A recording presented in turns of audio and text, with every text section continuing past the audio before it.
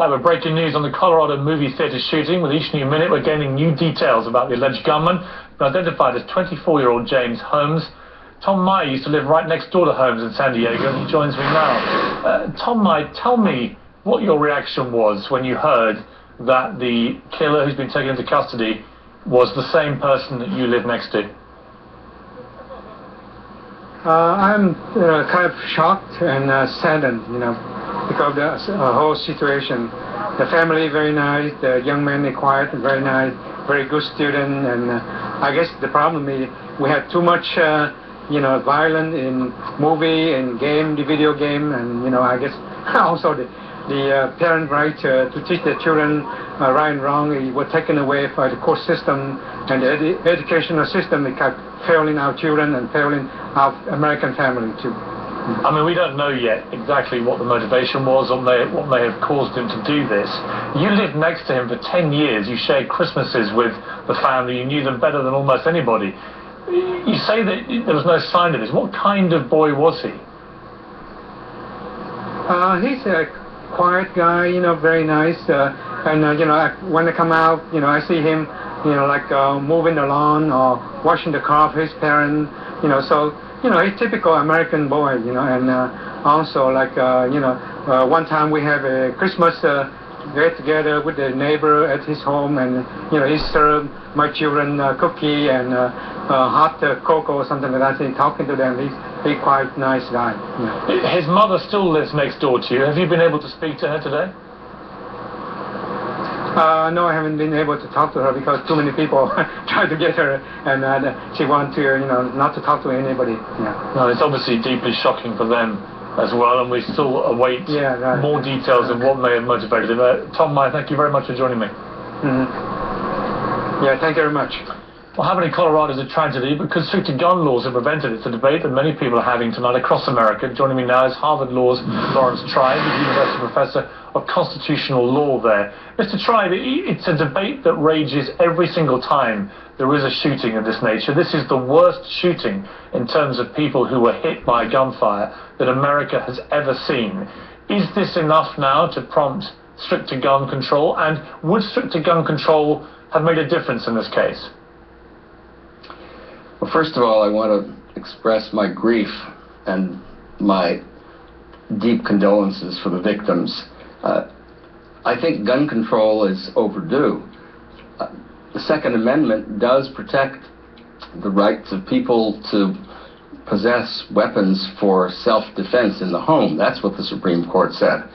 But it certainly does not protect the right to buy 6,000 rounds of ammunition on the internet, or to buy 4 guns, including automatic and semi-automatic weapons, in a short period of time.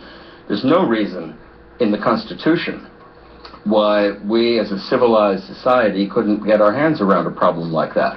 The reason is the National Rifle Association and all of the people who frankly make a living out of restricting the political possibility of gun control.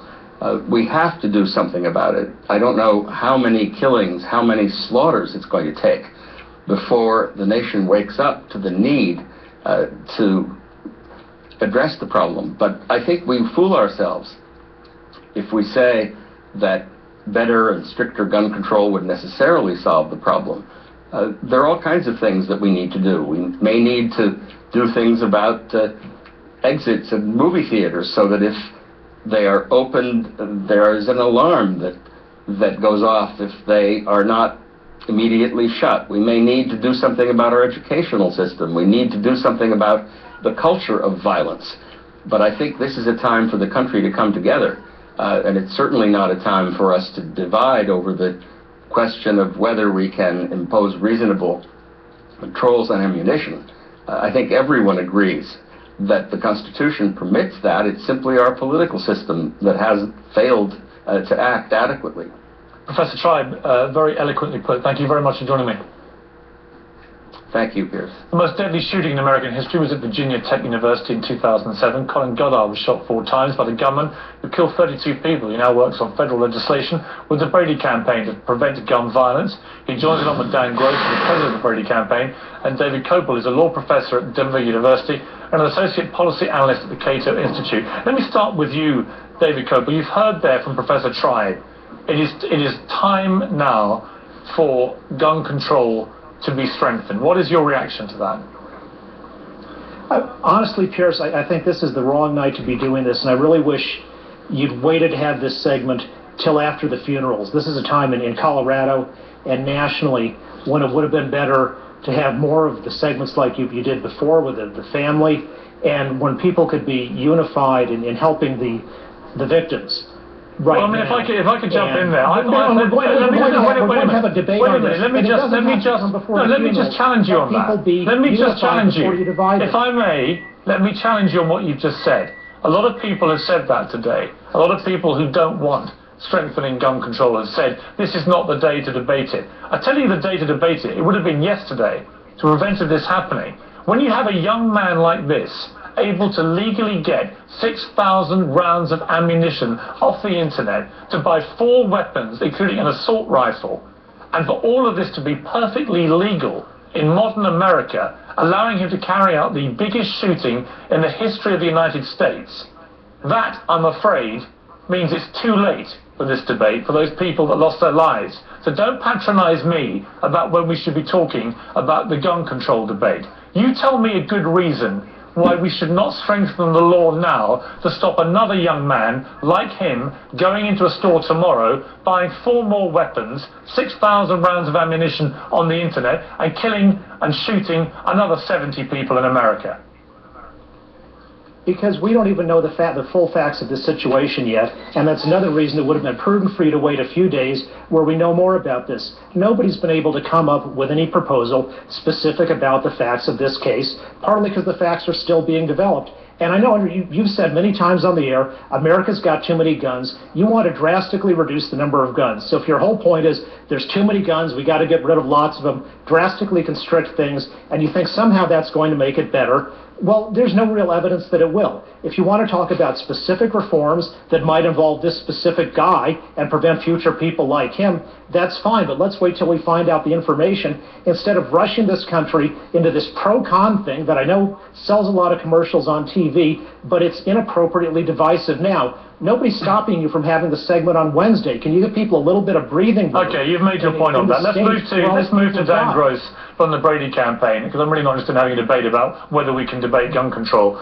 Given that we now know this young man legally purchased these weapons in the last 2 months and purchased this staggering amount of ammunition, he purchased a 100-round drum magazine, allowing him to fire off 50 to 60 rounds in 1 minute in that movie theatre, which is what has led to this mass slaughter and mass gun attack. Given what has happened today, do you think there is now legitimate cause to press politicians for tougher gun control in America?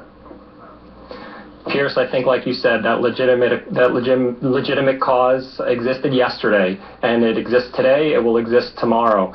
This should be incentive for everybody to make their voice heard, because, you know, with these guys, it's never the time to talk about it. And you know what? We're not going to talk about it seriously as a nation until the American people get involved in this issue and demand accountability from our leaders, not to do the bidding of the gun lobby, but to represent the people that they've been elected to represent and to prevent tragedies like this. If Mr. Kopel wants to talk about specific things that could be done to prevent specific people from getting specific guns, you know, what about background checks that can prevent convicted felons, convicted domestic abusers from getting their hands on their guns? The gun lobby works against laws like that on a regular basis, and they're going to be able to continue to until we make our voice heard, which is why the Brady campaign is launching a petition today at bradycampaign.org that for Americans to sign to demand that our elected officials do something about this issue to stop arming dangerous people like this young man was armed today. Yeah, just to be clear, I mean, you made it clear that you didn't wait. You didn't wait. You acted today because today is the day to act, to prevent something happening tomorrow. Let me go to Colin Goddard. You survived the Virginia Tech shooting, Colin. You went to Capitol Hill to try to persuade Congress to try and reform the gun control laws. Yeah, there are many strands to this. You know, as people pointed out to me, in Chicago, they have pretty tough gun control laws, and they have like almost a Wild West scenario there with gun crime and shootings amongst the gangs. But that is to do with, in my view, the incredible amount of guns that are in circulation illegally in America. There are apparently nearly as many guns now in circulation in America as there are people. And I'm afraid the more guns you have, the more likelihood there is they're going to get used. Now, Colin, what is the answer? How are you going to persuade the lawmakers and politicians? Because at the moment I'm being told by everyone on the airways today, neither President Obama nor Mitt Romney will even mention guns before the election. It's not politically helpful to them getting elected. That can't be right, can it? The American people need to express their outrage directly to their representatives on every single level. This is something that will change when the American people want it to change. Shooting after shooting, we hear words, we see letters, and then they shrug their shoulders, and that's it. That can no longer happen. We need to hold these people directly accountable, these people being their representatives, for doing the bidding of people who profit from selling firearms to anybody, and that ultimately end up killing innocent people. This is insane that in this world, in this modern country, that we have to have this conversation. It is way overdue. It's way overdue, and let me re-clarify what I said at the start of this program. I respect the Second Amendment. I respect the average American's right to defend themselves in their own homes with a firearm if they need to. This is a totally different issue that we're talking about today. It's got nothing to do with that right whatsoever. And Mr. Coble, if you want to come back when it suits you and when you feel the time is right, I will be waiting any time to debate this with you. Thank you now for all of you. Thank you. I'm going to move on.